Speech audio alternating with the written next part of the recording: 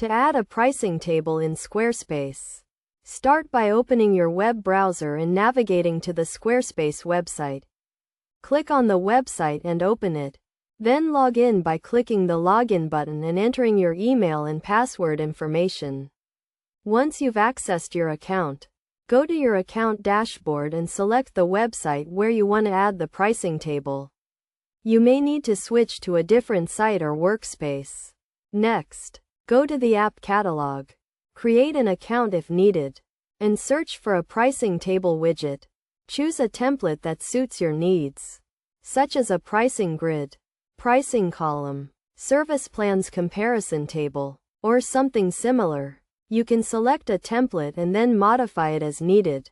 After choosing your template, click the green button to proceed, and then click the Publish button. You'll see a free tab with a link to click on, which will provide you with a link to use in Squarespace. Return to Squarespace. Select the website where you want to add the pricing table, and click the Edit button.